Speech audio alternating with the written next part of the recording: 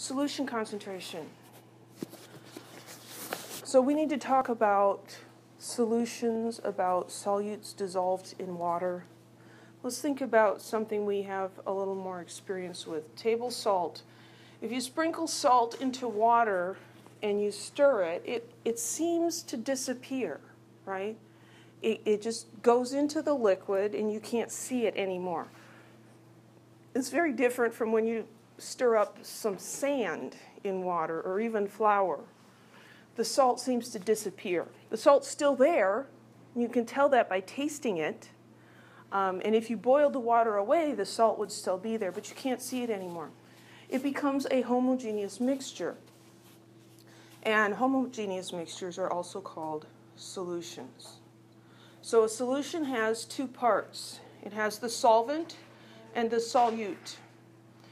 And the distinction between these gets a little fuzzy at times, but we'll go with these guidelines. The solvent is usually present in greater amount.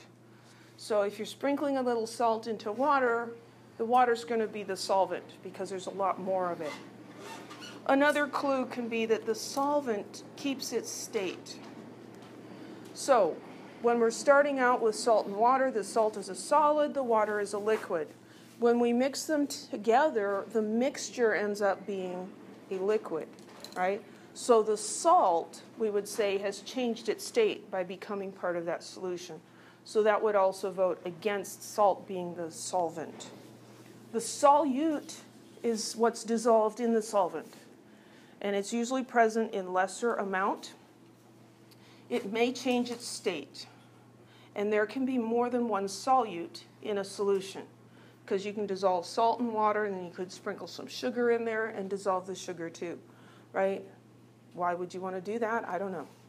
But you'd have water as the solvent, and you'd have two solutes, then sugar and salt. Solutions are mixtures, and so the composition can vary. Instead of thinking about salt in water, let's think about sugar in tea. You could put 1 lump of sugar in your tea, or you could put 4 lumps of sugar in your tea. It's still a solution of sugar in the tea.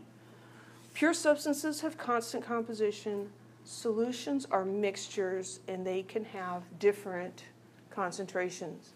If we think of saltwater samples from different seas or from different lakes, if you took some from the ocean, and maybe you took some from the Sacramento River Delta, and maybe you took some from the Dead Sea in Israel, and some from Salt Lake in Utah.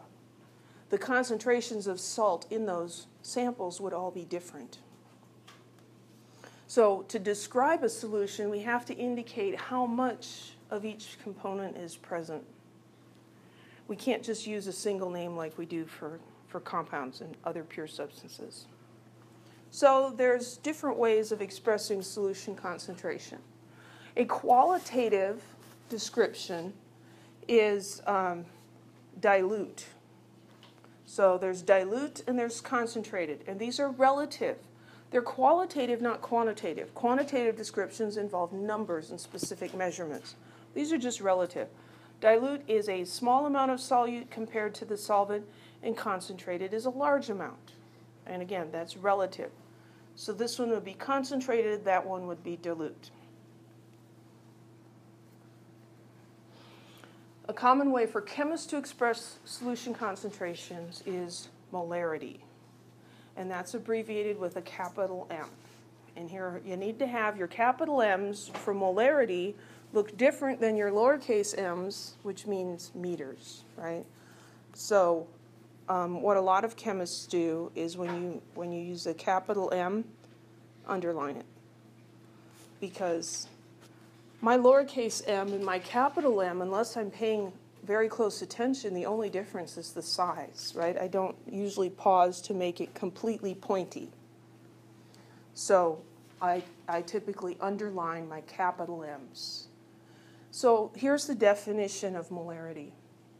It's the amount of solute in moles, and it has to be in moles, divided by the volume of the entire solution in liters. So the total volume of the solution That's not the same as the volume of the solvent, but it's moles of solute per liter of solution. Here's a figure describing how you might make a solution of 1 molar sodium chloride. 1.00 capital M. When we pronounce that, we call it molar. So 1 molar NaCl solution. That means 1 mole per liter of solution. So here we have a 1 liter volumetric flask, and we'll become acquainted with these. They've got a large roundish part down here, and then they have a long skinny neck. On the skinny neck, there will be a line, just a single line, and that is the mark that you need to bring your solution up to. The neck is skinny because then a small change in volume will give you a large change in the height of the liquid here. So first we would add 1 mole of sodium chloride to the flask, and then we would add water. First of all, you'd fill it maybe about half full, and then you'd mix it.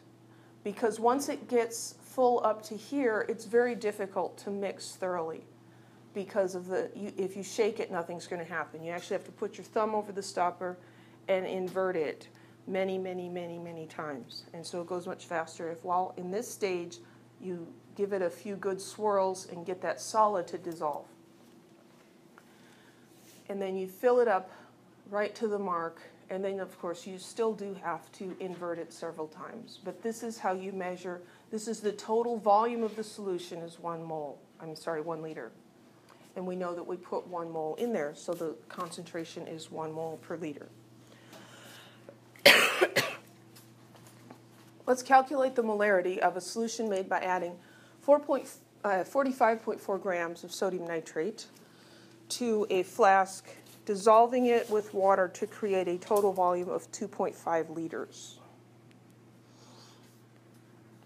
Now, this is like calculating a density. You need to use an equation. Molarity equals moles over liters. So what I need is the moles of the solute divided by the liters of the solution. Do I know either of those? Did they give me the moles of sodium nitrate? No, they didn't. Did they give me the liters of solution? Yeah, they did. So they gave me that part, 2.50 liters. But I need to find the moles. They gave me the mass. Because that's what you would actually measure, is the mass. Bless you. So they gave me 45.4 grams of sodium nitrate. Now, I'm just going to use dimensional analysis to figure out how many moles that is. I want moles of sodium nitrate, and I need to divide by grams of sodium nitrate so the units work out.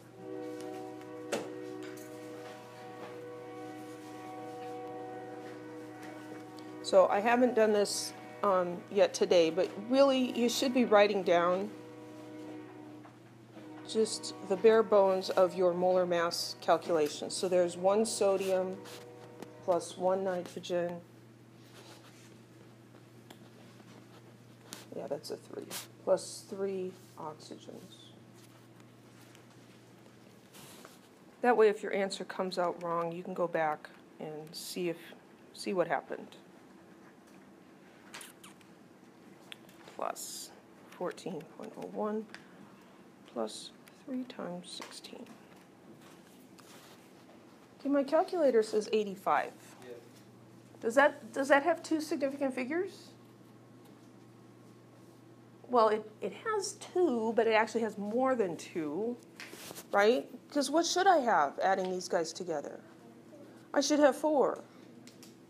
What do? Add zeros. Okay, 85.00. It's got 4 significant figures.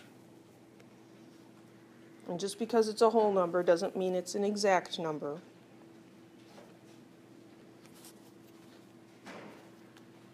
Okay, so 45.4 divided by 85, and so this ends up being 0.53411176.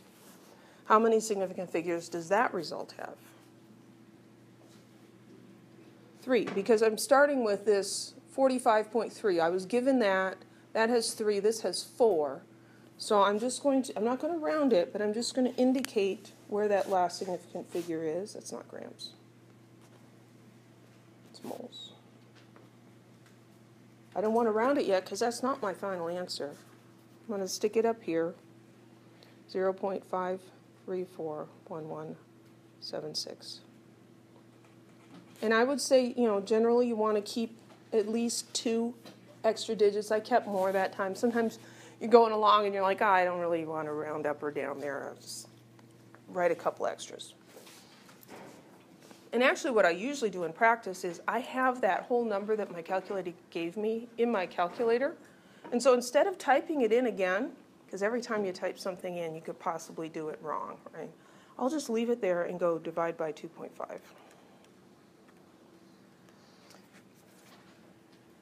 And so now this comes out. Now I can round it, 0.2136. So 36 will round up to 4. They should have 3 significant figures. And then the units, if I'm just looking at my calculation, it's moles per liter. And that's fine. The other way to express that is with the capital M. 0.214 molar. You need to be comfortable with doing it both ways. Any questions?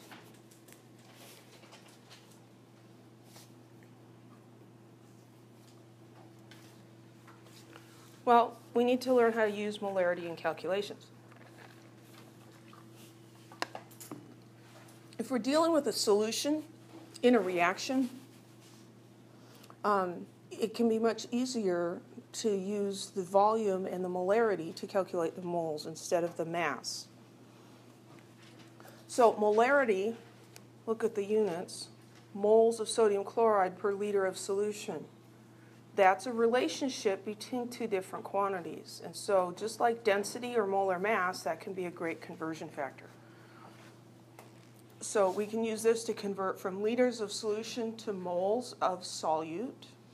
Or if we tip it upside down, we can go from moles of solute to liters of solution.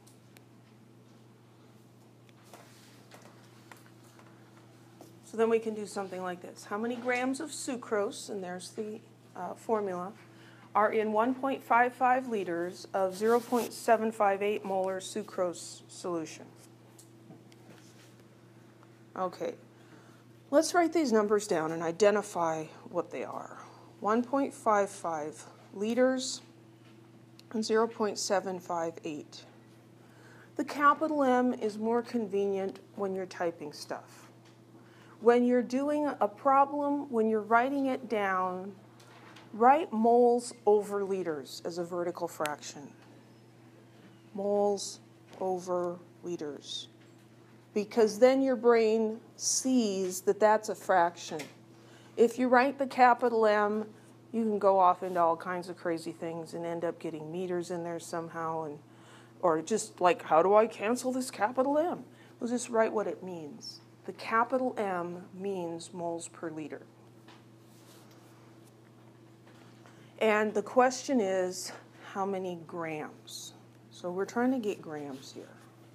So this is dimensional analysis, is how we're going to solve this. So we want to find grams of, I guess, sucrose is shorter, I guess, than the formula. Grams of sucrose. The other 2 numbers that we're given are these. We have to decide which one are we going to start with. We're going to start with liters. Liters has a single unit. It can't be a conversion factor. That's just a volume. This one is a relationship between moles of solute and liters of solution. This could be used as a conversion factor. So most of the time, if you just look at the units, The number that has just a plain old unit is the one you're going to start with. So we're going to start with liters of solution. That's our starting point. Then we have to figure out, how do we get from liters to grams? Well, we can't get there directly, but this would allow us to get to moles. So we can go from liters to moles using the concentration. And then can we go from moles to grams? Yeah. We're given the chemical formula. We have a periodic table and a calculator. We can find the molar mass. Okay? So here's another example of dimensional analysis helping us to solve problems. And this is a very common sort of problem that a chemist might need to do.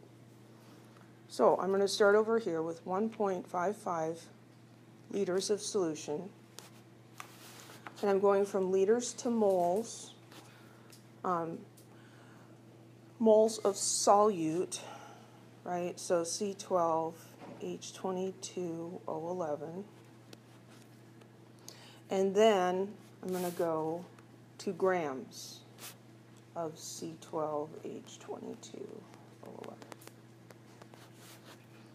And the units carry down over here, so they cancel out.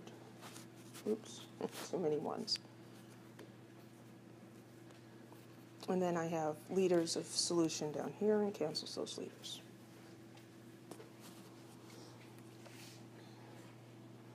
Here I have moles of solute per liter of solution. That's the molarity. Just make sure that you keep the number with the moles. It's moles per 1 liter of solution. So this is going to have the 0.758 up here, and if you need a number down there, it's going to be 1. And then we need the molar mass of sugar. 12 times 12.01 plus 22 times 1.008 plus 11 times 16.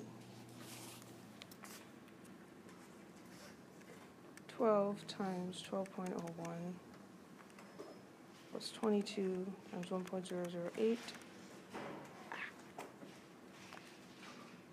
plus 11 times 16. Is it 340? Close. 342. 342.296.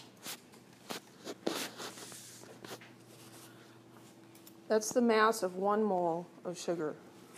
So 1 mole down here, 342.296 up there.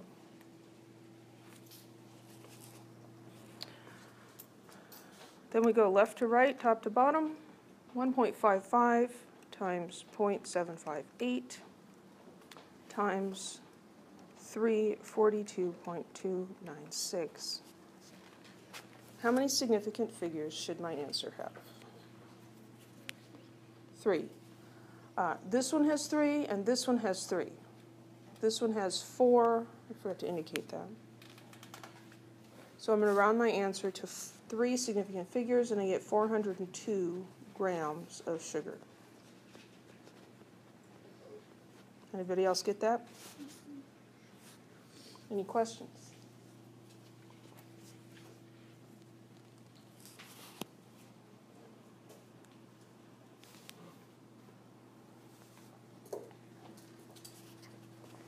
We often store chemicals as concentrated stock solutions.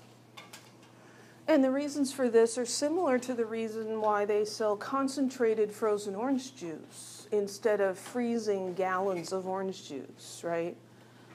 Because it would take up a lot of space. And then you can dilute it when you get home.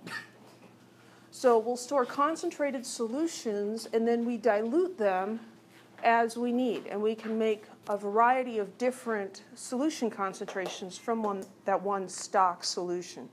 We keep it in the stock room. It's called a stock solution. It's in stock. So what we do is we take some of the stock solution and we add more water. Just like the process of making orange juice from the concentrate.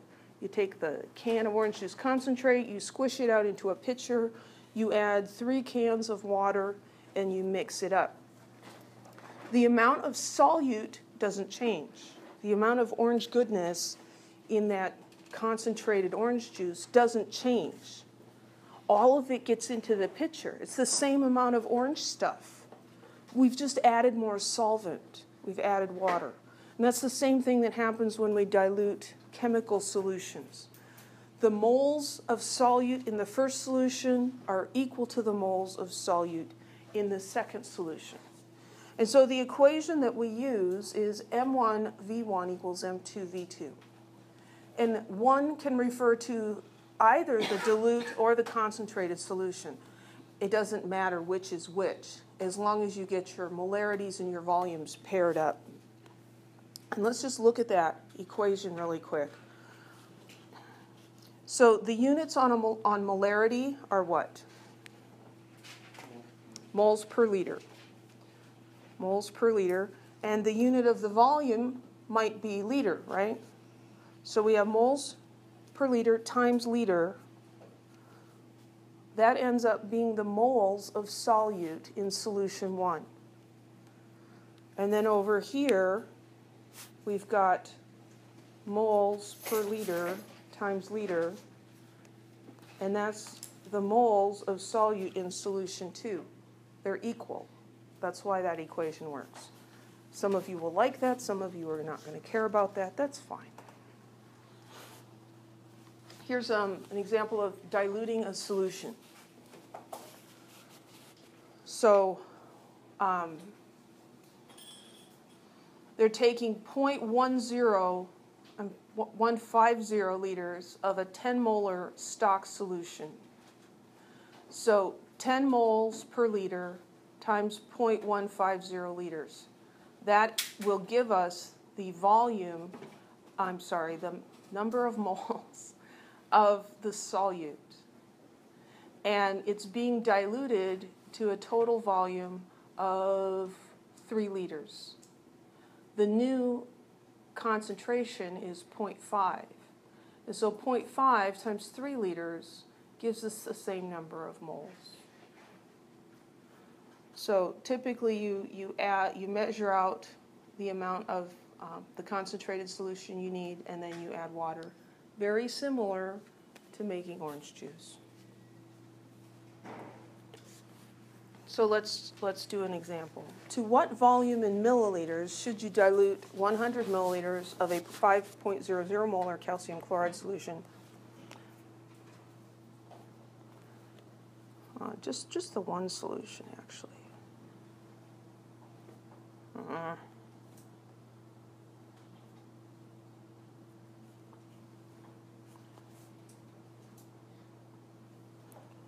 To obtain a 0.75 molar calcium chloride solution. Well, here's this word dilute. That should tell us we're going to use the dilution equation. So M1 V1 equals M2 V2. It's not a very good M. It's not much better. We need to identify volumes and molarities. 100 milliliters of 5 molar. Those two numbers go together. You can call those 1 or 2. It doesn't matter. I'm going to call them 1 because they came first. So I'm going to say that volume 1 is 100 milliliters. And excuse me, molarity 1 is 5.00. I'm not going to write capital M. I'm going to write moles per liter. And then this one is a different solution, so I'm going to call him 2.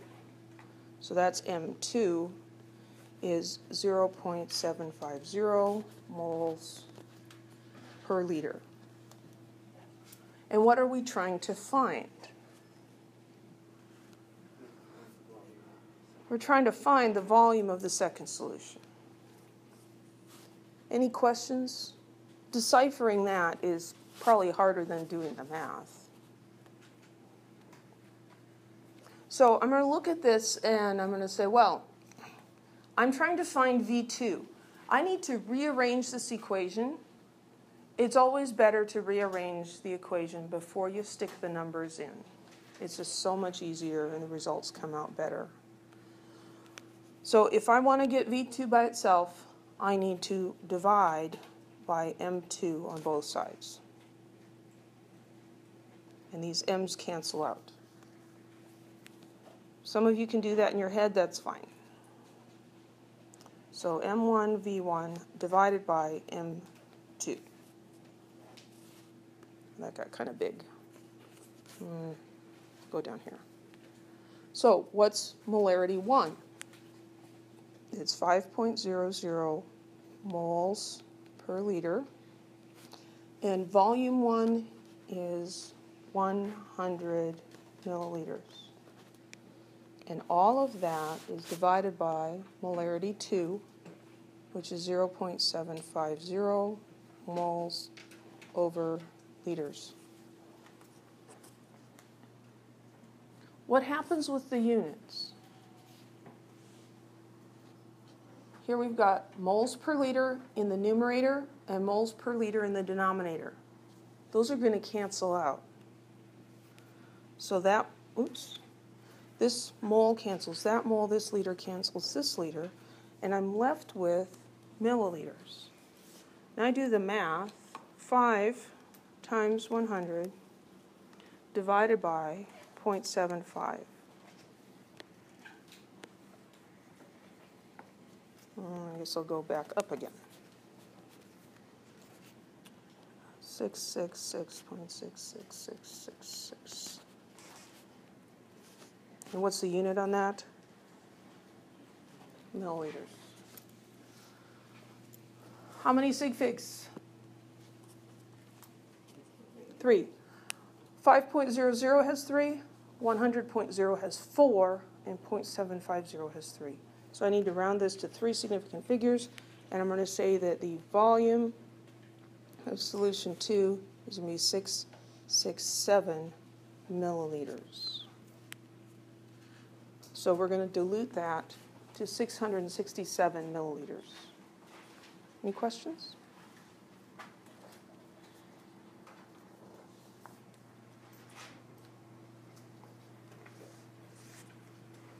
Well, the molarity relates moles of solute to liters of solution. We can use this in stoichiometry.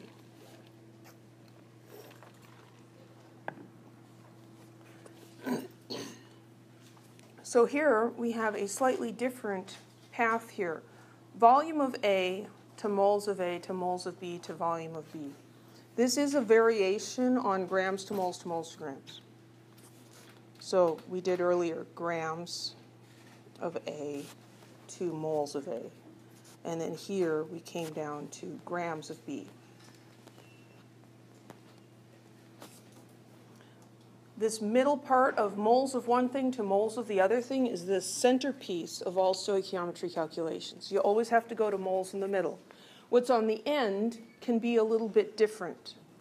If we have the volume of a solution and we know its molarity, we can calculate the amount of moles.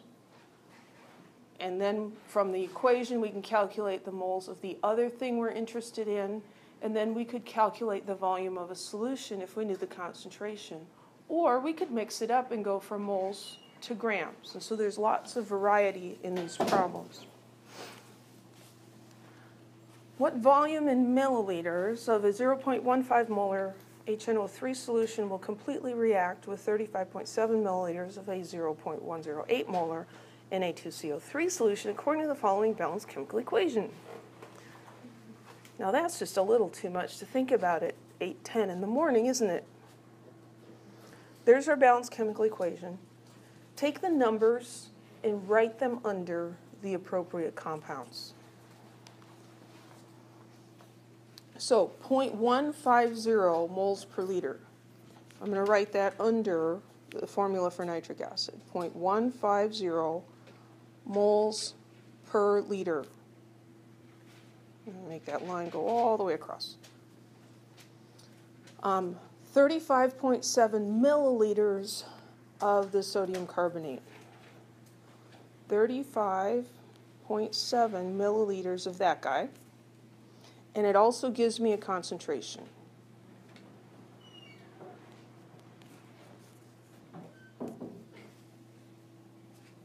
Do you see what I'm doing there? I'm just taking these numbers and writing them under the appropriate formula. Now we don't have to focus on all those words, right? The words can be confusing. The only thing we need to look at for the words right now is, what are we trying to find? The question is, what volume of this guy? And they specify they want milliliters. So I'm going to put that in here too. Question mark, milliliters.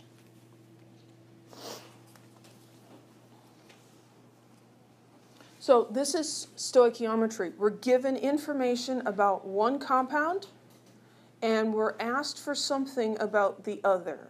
And we have a balanced chemical equation. So the general pattern was grams to moles to moles to grams. This one's a little different, but the moles to moles in the middle is the same. So let's see. I'll write it out down here. So moles of the thing that we know two things about. This is the question mark. That's what we're going to end up with. So moles of the Na2CO3. What's the name of that? Sodium carbonate. And we're going to go to moles of HNO3. What's the name of that? Nitric acid. It has the nitrate ion. You change 8 to ic, and you add the word acid, nitric acid. But they're asking us for milliliters of that. And we're starting with milliliters of this one.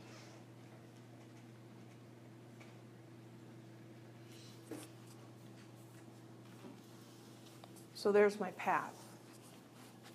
This is similar to the ones we did where they gave us kilograms here instead of grams. Now they're giving us milliliters instead of liters.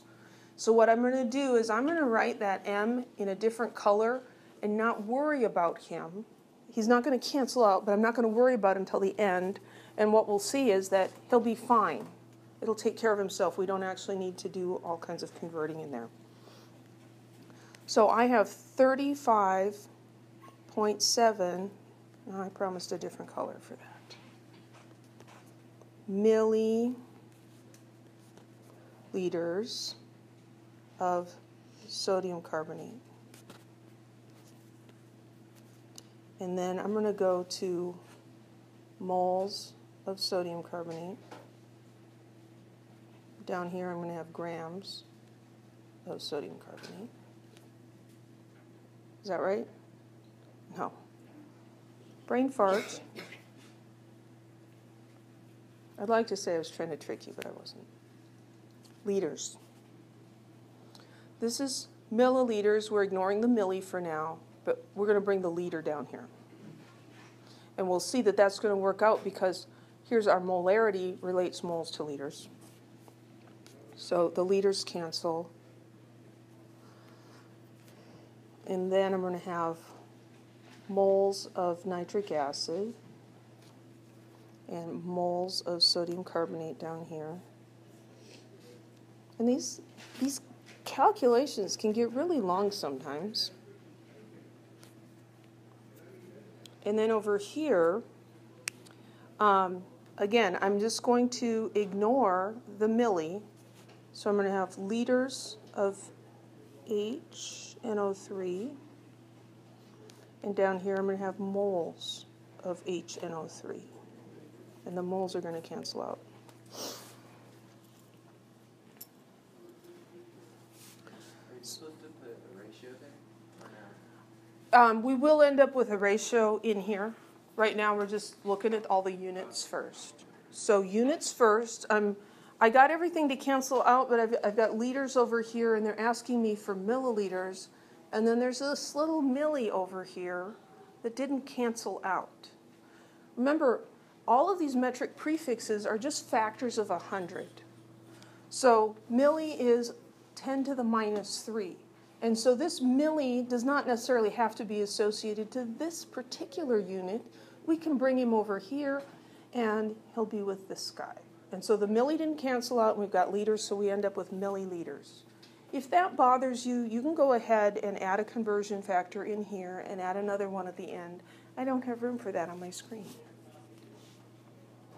This middle one, this middle factor is usually the easiest because it's just from the balanced chemical equation. We look in front of Na2CO3, there's nothing, an implied 1. And so I usually just leave this as nothing, an implied 1 down here. If you want to write the 1 in, that's fine. In front of HNO3 is the number 2. So we get a 2 in there. Now what about these other guys? Well, here we have moles per liter. In previous stoichiometry calculations, we had to calculate molar masses and use the periodic table. Well, here we've got volumes and concentrations. There's no calculating involved. We just write it in. So this is moles per liter. Now, I wasn't thinking. I didn't leave enough room.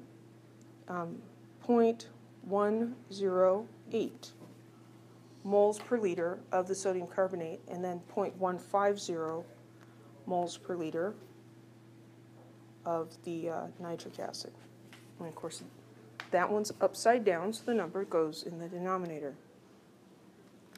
35.7 times 0.108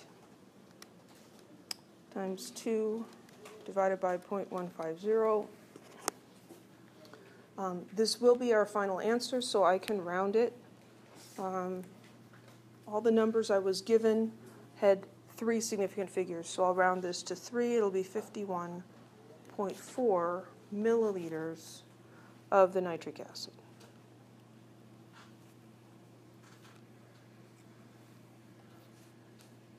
Any questions?